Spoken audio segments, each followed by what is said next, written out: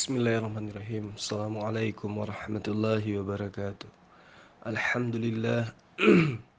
Alhamdulillahirrabbilalamin. Segala puji kita panjatkan kehadirat Allah Subhanahu wa taala.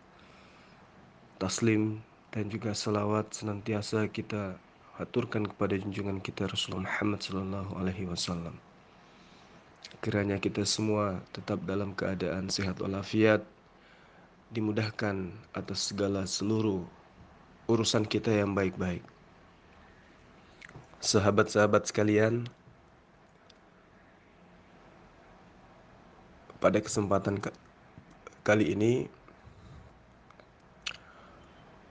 saya berdialog dengan Pendeta Asbioka ya, membahas tentang ajaran yang memiliki konsep sama dengan ajaran agama Syiah. Kalau di ajaran Syiah, akidah tertinggi itu adalah taqiyah, berdusta, berkamuflase, mengajarkan sesuatu nampak kelihatan baik di luar, tapi di dalamnya itu adalah busuk.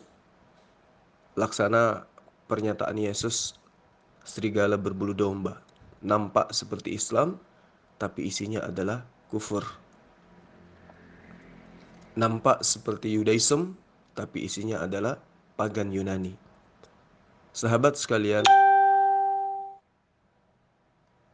penjabaran semalam itu singkat, namun pesan yang disampaikan pada dialog ini adalah bahwa Syiah dan Kristen itu sama-sama mengajarkan ajaran yang berlandaskan terhadap pertumpahan darah. Kalau Karbala pertumpahan darah, kalau penyaliban juga adalah pertumpahan darah.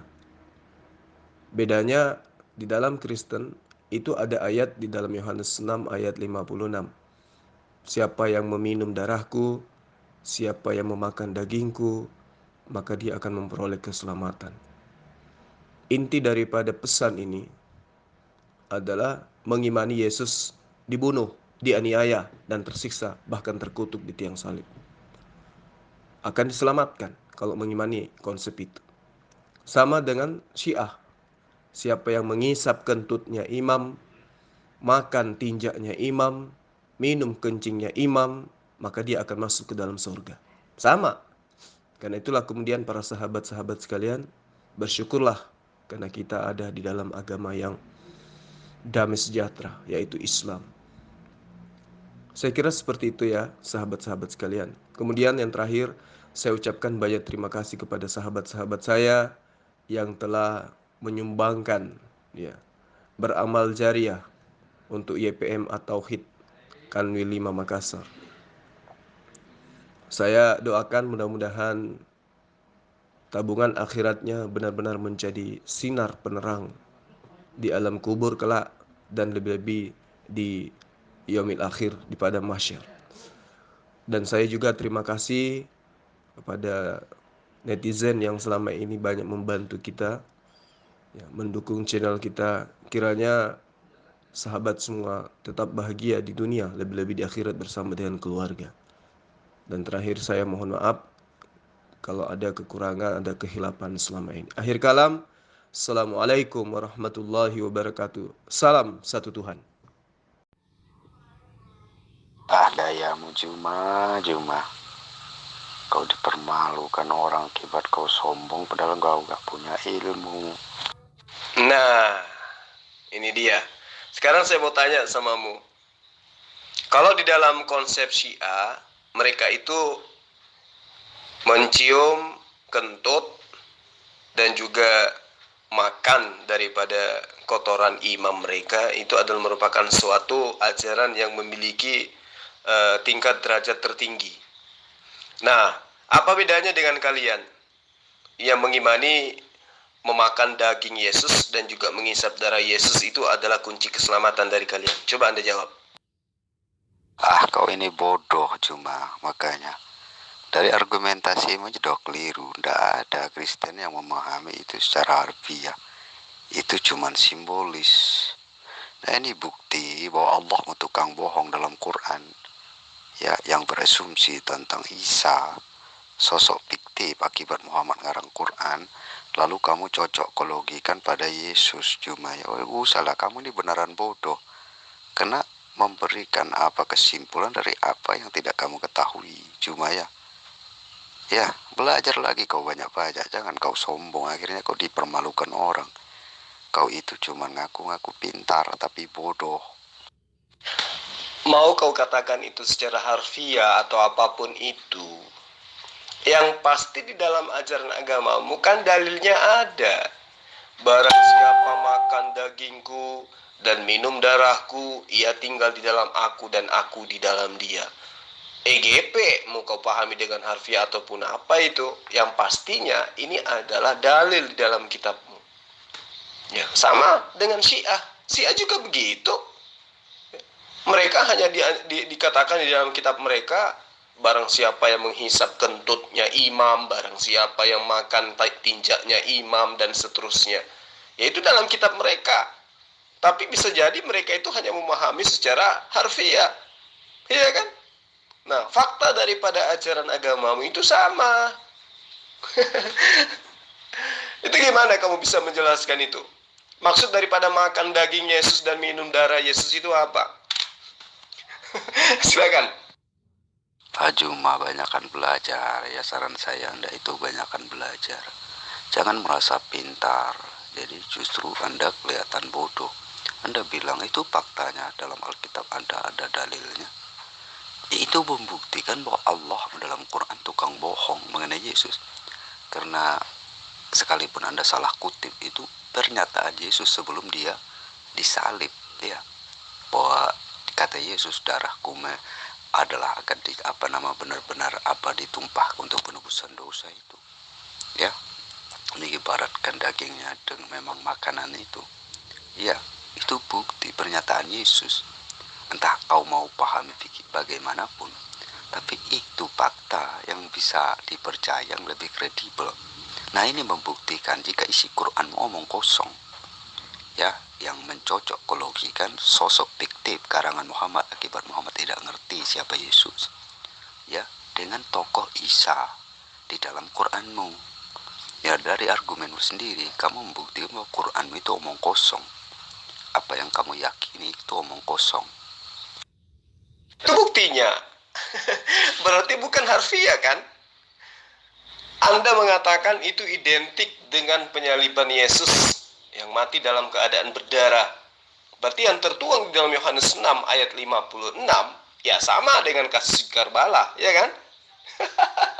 Anda terlalu jujur, kawan. Jadi pernyataan di dalam kitab Anda, makan daging, minum darah, yaitu sama-sama ajaran animisme, ajaran pagan itu. Ya, belum lagi kalau Anda melihat daripada kitab yang kalian ambil dari Bani Israel. Makanlah roti itu seperti roti jelai yang bundar, dan engkau harus membakarnya di atas kotoran tai manusia yang sudah kering di hadapan mereka. Selanjutnya Tuhan berfirman, aku akan membuang orang Israel di tengah-tengah bangsa-bangsa, dan demikianlah mereka akan memakan rotinya najis dari sana. Ya, apa bedanya coba? Jadi ini adalah ajaran jorok, ajaran apa ya bilangnya ya. Pokoknya samalah. Ya, cari satu dua pokoknya. Ayo, jelaskan kepada saya. Apa yang Anda pahami tentang perintah makan daging, minum darah di dalam proses penyaliban Yesus. Sementara itu adalah benar terjadi menurut konsep Anda. Yesus betul-betul mengucurkan darahnya, Yesus betul-betul diambil dagingnya, dalam arti kata dia dibunuh gitu. Itu apa yang Anda ingin jabarkan kemudian? Asumsi apa yang ingin Anda jajakan? Silakan. Makanya cuma belajar, aduh kamu nih kok.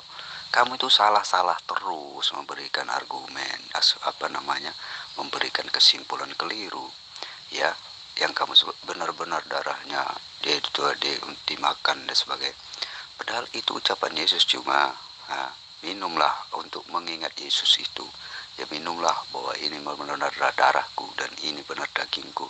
Dia memecah-mecahkan roti ya, nggak daging itu, nggak seperti otakmu. Makanya kamu nih belajar. Jangan bodoh. Terus kamu menyamakan si A sama Kristen. Itu buktinya kamu dungu. Gak tahu sejarah Islammu sendiri. Ya bagaimana konflik si A Sunni. Ya, kamu bodoh, dungu. Makanya, jangan sok pintar kamu ini. Akhirnya kamu membodohi orang-orang bodoh dengan kebodohanmu itu. Yang yakin kamu itu pintar, padahal faktanya kamu bodoh. Tuh kamu bicara fakta, bilang kamu konsep. Siapa yang konsep? Cuma itu fakta. Konsep dengan fakta itu beda. Cuma makanya belajar kamu. Nah yang bikin konsep itu kamu, kalian Islam. Ya Tuhanmu kamu konsep-konsep ya. Padahal apa yang kalian buat konsep itu berbeda dengan dengan dalil Quran dan hadismu tentang Allahmu. Ya. Nah terus yang ingin saya tekankan di sini adalah bahwa fakta-fakta mengenai Yesus itu ternyata tidak bersesuaian dengan sosok Isa. Di dalam Quranmu yang kamu cocokologikan pada Yesus. Ini bukti bahwa Quran hanyalah asumsi dan spekulasi orang-orang yang tidak tahu apa-apa. Nah bukti sekaligus menyatakan bahwa Quranmu itu bukanlah firman Tuhan. Karena tidak bersesuaian dengan fakta yang ada. Nih saya ajarin ya, jadi supaya kamu itu paham. Kenapa kemudian muncul ayat seperti ini dalam kitabmu? Barang siapa makan dagingku dan minum darahku, ia mempunyai hidup yang kekal dan aku akan membangkitkan dia di akhir zaman. Artinya, barang siapa yang percaya saya dibunuh. Itu maksudnya. Sebab dagingku adalah benar-benar makanan dan darahku adalah benar-benar minuman. Jadi yang muncul di benak orang Kristen ketika mendengarkan dalil ini adalah apa? Pandangan terhadap kronologis kejadian ketika Tuhannya yang manusia itu ditangkap, dibunuh, dipantai di atas tiang palang. Ngerti kamu? Jadi kamu jangan sosokan mau ngajarin kita gitu ya. Siapa lagi namamu? Asbioka. Jadi kamu gak usah ngelak gitu ya. Faktanya Yesus dibunuh kan?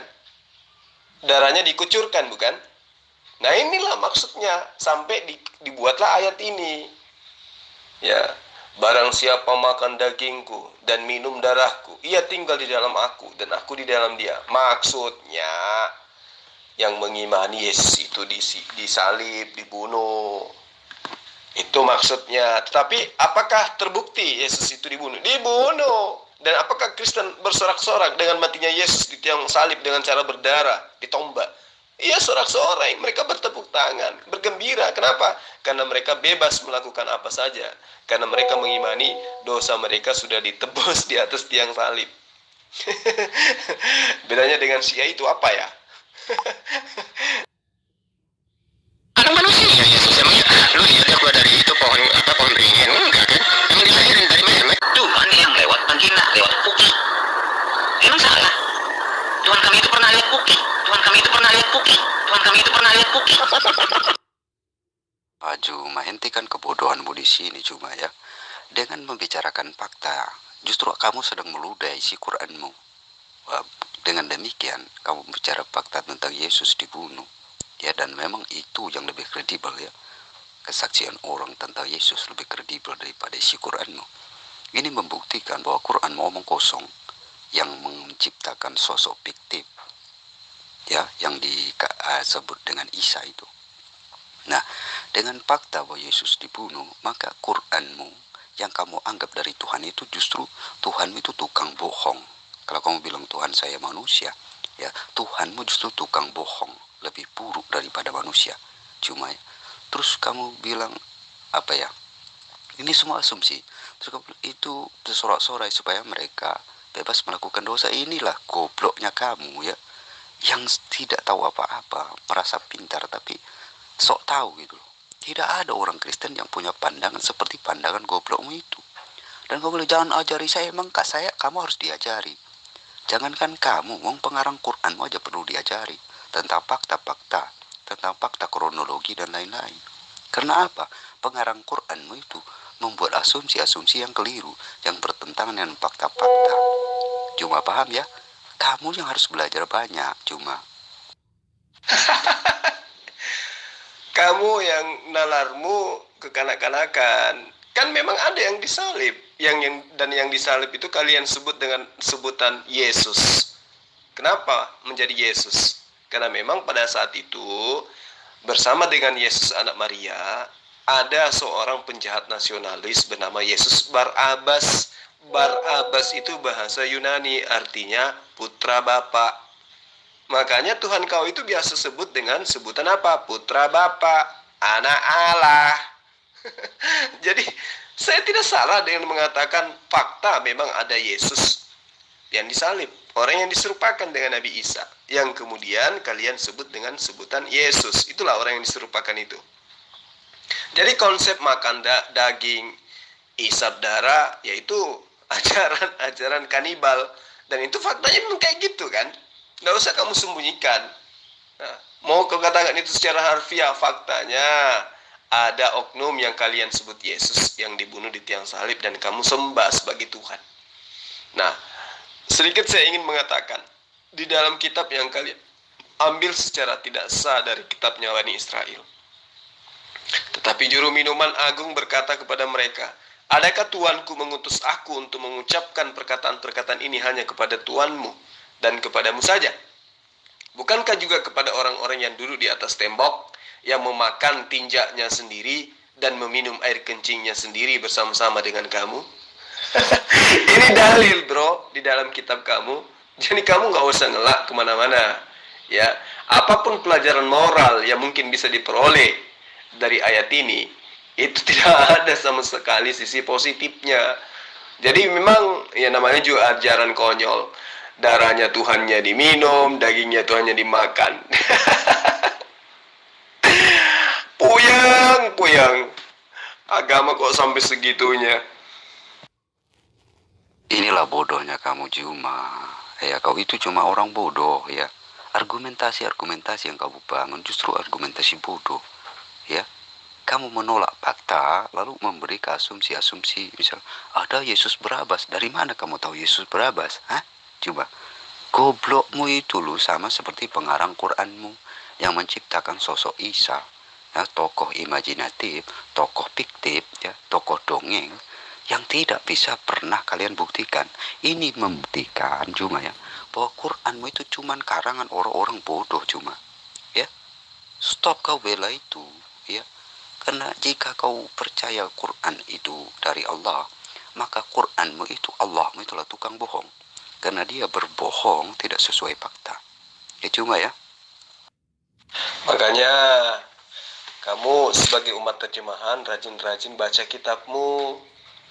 Matius 27 ayat 16. Di situ jelas dikatakan bahwa pada waktu itu ada orang di dalam penjara. Seorang yang terkenal kejahatannya bernama Yesus Barabas. Ngerti? Ya. Aikonde tote desmeon efesimen legumenon Yesus Baraban. Ngerti ya? Jadi memang ada Yesus Barabas ditangkap bersama dengan di dalam kitabmu Yesus Kristus. Ngerti nggak? Jadi kalau kamu katakan bahwa minum darah dan juga makan daging itu harfiah, faktanya Yesus Barabas itu ada, kemudian ditangkap, dipenjara, disalib. Nah itulah yang kalian pahami, mati di tiang salib demi menebus dosamu. Bedanya dengan ajaran pagan yang lain itu apa? Dewa Horus lahir tanggal 25 Desember, diperingati oleh orang Kristen. Aduh, agama kok sekonyol itu sih? Apa nggak bisa cari agama yang lebih baik sedikit? Cuma ya belajarlah pintar. Coba kamu itu main-main keluar dulu deh ya. Pintar sedikit kamu itu berpikir. Kamu bicara makanya baca rajin-rajin baca kitabmu. Jika Yesus Barnabas ditangkap bersama-sama Yesus, sudah bilang itu bersama-sama Yesus. Dari mana kamu punya kesimpulan bahwa Yesus Barnabas? Aduh, kamu ini bingung deh. Sedangkan di Alkitab yang kamu ambil sebagai rujukanmu itu, ya, yang kamu lalu kamu asumsikan bahwa Yesus Barnabas lah yang dimaksud Yesus itu, kan lucu kamu. Padahal isi Alkitab yang kamu baca, ayat Alkitab yang kamu baca, justru menunjukkan bahwa Yesus yang dimaksud, yang mecah-mecahkan roti itu bukan Yesus Barabas. Kan lucu kamu cuma jadinya. Terus kamu bilang, bicara pagan. Kamu ini buta sejarah karena kamu bodoh ya, merasa pintar. Padahal fakta-fakta ya, historis ya, jejak-jejak sejarah menyatakan bahwa Allah itu adalah dewa pagan Quraisy yang punya anak Allah Ta'ala Usa Al-Manat. Allah, dewalah. Itu yang kalian adopsi jadi Tuhan. Ritual-ritual pagan, ritus-ritus pagan itu masih kalian warisi sampai sekarang. Bisa dilihat, itu fakta. Kalian memutari batu Ka'bah ya, mencium batu Hajar Aswad, itu adalah ritual-ritual pagan. Terus Muhammad sendiri yang bilang dalam sebuah hadis bahwa menyembah Allah itu menyebabkan Abdullah masuk neraka. Bahwa abdi Allah Abdullah itu masuk neraka. Kenapa? Kafir, kufur. Nah, Muhammad sendiri yang bilang ya, bahwa Allah adalah memang sembahan orang kafir, orang kufur, bukan Tuhan dia. Nah, kok kenapa tiba-tiba dicaki Muhammad bisa jadi Tuhan? Makanya kamu belajar Juma ya. Terus kamu bicara bakar tai ya. Kamu lupa bahwa Muhammad bilang kencing onta obat ya. Bahkan Bahtiar Nasir nyoba tuh, pernah nyoba. Jadi sembuhlah kamu itu dari kebodohanmu. Berhentilah membodohi orang yang mempercayai kamu orang pintar dengan kebodohanmu. Padahal kamu itu orang bodoh. Kitabmu itu memang adalah karya tulis yang disusun berdasarkan penyelidikan, penelitian.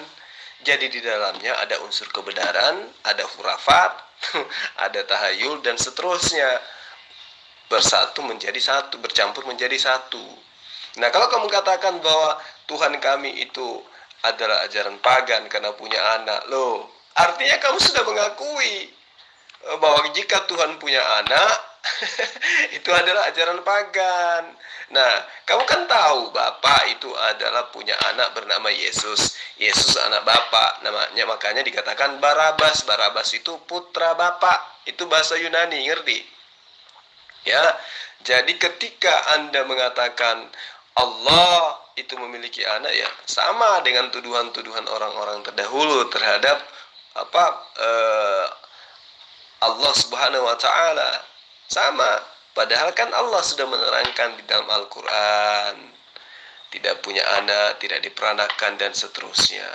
Hanya di dalam Kristen, Tuhannya punya anak. Kan kasihan. Ya, jadi intinya, kembali kepada tema, antara ajaran Syiah dengan ajaran Kristen itu kita tidak bisa bedakan secara konsep. Sama-sama konsepnya, rumusannya sama. Ya, semua berasal dari pertumpahan darah. Agamanya berdiri di atas pertumpahan darah. Yang lebih parahnya itu karena Tuhannya yang dibunuh. Aduh, perbanyak belajar kawan, ya. Jangan fanatik terhadap sebuah agama di mana agama itu membuat kamu malu. Masih banyak agama lain yang bisa kamu pilih. Bebas kok orang memilih agama itu. Carilah agama yang sesuai dengan akal sehat.